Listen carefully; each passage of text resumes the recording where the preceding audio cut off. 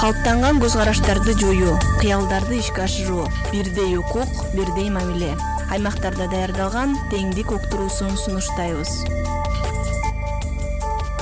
Саламатсыздарбы? Сиздер менен Куланак жамааттык мультимедиа борбору. Жашообуздун маанилүү этаптарына дайыма даярдануу болот. Бирок үй-бүлө курууда даярдануу процесси такыр эле эске алынбай калгандай. Коомдун тиреги болгон жаш үй-бүлөлөрдү курууда жааны сактап калуу кайдыгерлик мамиле кылгандай сезилет. Турмуш курууга даярдык кандай болушу керек? Бул боюнча психолог Шолпан Мамытова төмөндөгүлөргө токтолду. Мектепке барар алдында деле подготовка к школе деп даярдашат. Именно бул жерде психологиялык сабак текшеришет да, бала отуруп көп отура алабы, көңүл бурусу кандай, эске тутуму кандай, ошол процесстерди карайт. Үй-бүлөлүк институт деп коет, ошондой институт, ошонун алдында кандайдыр бир тренинг болуп, кандайдыр бир нерсе өткөрүп, ошол экиге даярдаса, бул да кандайдыр бир жакшы нерсе болмок да. Бирок тилекке каршы бизде андай нерсе каралган эмес. Кээ бирлер бар 16-15 жашында күйөө тийген, кээ бирлер бар 30-40 жашта күйөө тийгендер. Бул уже чөйрөбүзгө, менталитетибизге, биздин мамлекетибизге жараша ошол нерсе бар. Азыр айрым жаштар турмуш курганга чейин психологияны окуп үй-бүлө курууга даярданат. Алардын бири атын атагысы келбейин Карман үйлөнгөндөн кийин атайын курстарга барганын натыйжа бергендигин айтат.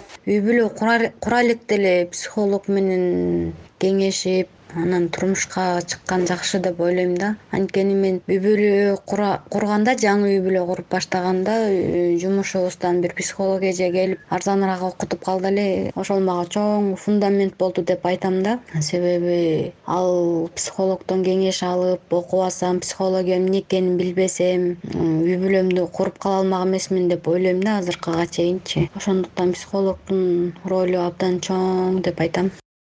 Негизи эле аял киши болобу, эркектен болобу, психологко кайрылып билим алган эң туура дейм да. Себеби биздин кыялыбыз башкача, аялдардыкы, эркектердики башкача.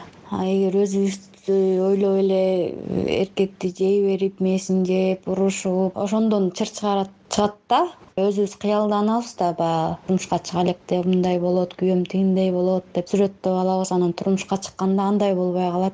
Сен андай эмессиң, мындайсың деп буруштар болот. Ошон үчүн баягы эркектин психологиясын үйрөнүп, өзүнүн аялдын психологиясын, айырмачылыктарын билип алып, анан турмушка чыксаң жакшы болот дейм да. Биз кыргыздар психолог десе эле башкача түшүнөбүз. Психологиясы бузулган, аябай мындай жиндүү болуп калганда эле барып кайрылганды элестетебиз да. Мен деле ошентип ойлочумун да. Мындай оорулуу болуп, аябай стресске түшүп калган адамдар барат депчи. Көрсө бул психологияны үйрөнүп алсаң, түшүнүп алсаң, жашооң да жеңил болот деп айта алам да. Үй-бүлө курууга олуттуу карап, ага даярдануу зарыл. Даярдыкка 2 жаштын үлпү тоюн өткөрүү кыргыздын каада салтын жасоо менен чектелип калбашы керек. Эгерде бизде ошондой нерсе болсо, кандайдыр бир башкача чөйрө, башкача коом түзүлмөк дейм да. Бирок андай болбогондуктан бизде үй-бүлө курардын алдында эч психологко барып, же кандайдыр мен даярмынбы психологиялык жактан деген суроолорду карабастан, мисалы ошо жаштар, ой, күйөө тийип атам деген өзүнүн бир кандайдыр бир элестетүүсү менен күйөө тиет. Ата-энелер баягы өздөрүнүн алышы бериши, анан тигини берем,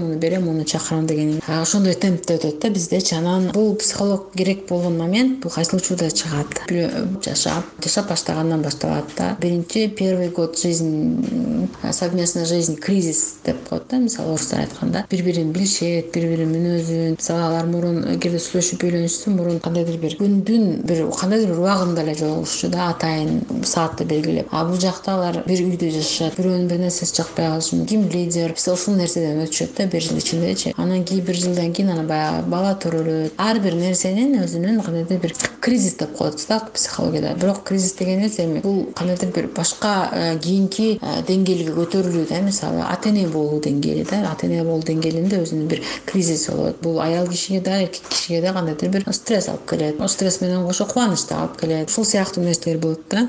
Бүгүнкү күнү статистикасын карасак, ар бир жаңы 4-чү үйлөнгөн үй-бүлөдө ажырашуу катталат. Үй-бүлөнү сактап калуу үчүн үй-бүлө курула электе алдын алуу, окутуу, өзүн таанып билүү деген сабактардан өтсө, мүмкүн ажырашуу, үй-бүлө бузулуулар азыраак катталмак. Даярдаган Даткай Мурзакунова.